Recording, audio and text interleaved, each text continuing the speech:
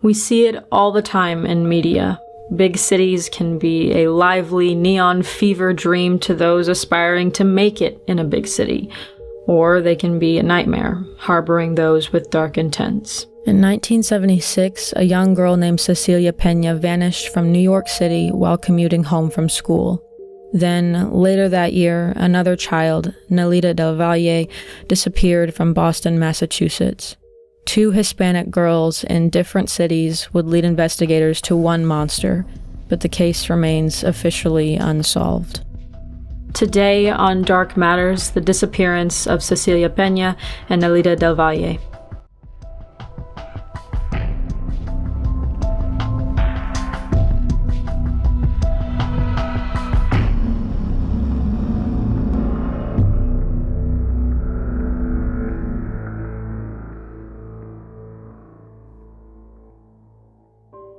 Young Cesilia Pena lived with her family in New York City, specifically the Bronx, in 1976, and each day she had a specific public commute to make to get to school and back home again. It was on the way home on October 6, 1976, that her normal route deviated. Normally, she took the number 2 train to 149th Street Station, traveled 5 stops to the Simpson Street Station, then took the number 5 bus home every day. But on this day, she seemingly vanished before ever returning home. The 14-year-old student at St. Alphonsus Commercial High School was last seen by friends between 3 and 4 p.m. on the number 2 train at 149th Station, her first stop on the journey home. After that, her friends and family never saw her again, and she never came home. Several days after going missing, only one spark of hope came to light: a witness sighting.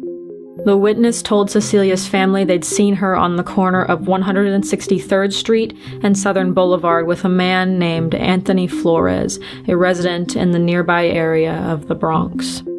Anthony, or Rudy Flores, as he was often called, allegedly had a hold of Cecilia's arm, and the young girl looked frightened of her companion. Something the publication The Medium pointed out is how the sighting is less than a half-mile from Intervale Avenue Station, which is one stop before Simpson Station, where Cecilia's usual route took her. If that is, in fact, where she encountered Rudy Flores, it's unknown why she would have departed at the wrong station. However, if she did get off at Simpson and encountered Flores afterwards, she would have had to travel 0.6 miles without making enough fuss to draw attention. Flores, despite being spotted with the young girl, denied any involvement and said he was not with Cesilia that day. Despite heavy belief that he was involved, there have been no formal charges brought against him due to a lack of evidence. However, the tragedy that strangely followed him was far from over. Just 9 years old, resident of Boston, Massachusetts, Nelida del Valle was a timid and reserved child whose first language was Spanish, though she knew some English. Her immediate and prevalent distrust of strangers, however, didn't keep her safe while walking to school to William Blackstone Elementary on the morning of December 20th, 1976. The 3rd grader, somewhere in the 1.5 blocks away from her destination, vanished just months after Cecilia's disappearance. It seems investigators had enough witness testimony to draw up a sketch of a possible suspect. That sketch circulated in the area, and 2 weeks later, police had a trail to follow. A woman contacted authorities after Anthony Rudy Flores offered to give her a hat and a pair of gloves. Immediately, she was suspicious of him as he heavily resembled the police sketch from Nelida's recent kidnapping. Investigators confirmed that the gloves and hat belonged to Nelida. Rudy was also seen by another witness walking with Nelida, holding her hand. When questioned, Flores claimed the gloves and hat were some things that he picked up off of the street, but investigators grew even more suspicious when they found him carrying a fake police badge and a fake firearm.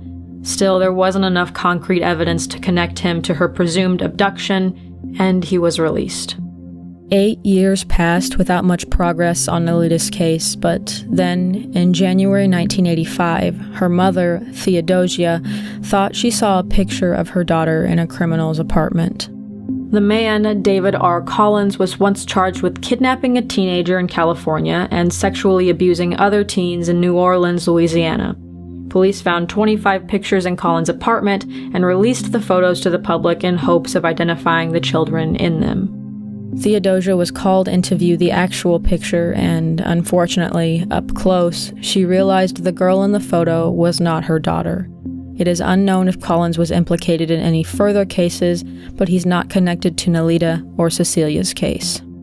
Neither girl has ever been located, and there's been very little evidence left behind to aid authorities in their search for the two Hispanic girls. With witness testimonies against Rudy Flores, many believe he was the perpetrator behind both crimes. He was in the respective cities during each crime and was questioned for both instances. Some believe the girls were abducted by separate individuals, but most believe there's enough circumstantial evidence against Rudy to heighten the chances of his involvement. The medium theorized that Cesilia possibly deboarded her train one stop too early on accident, not paying attention to where she was.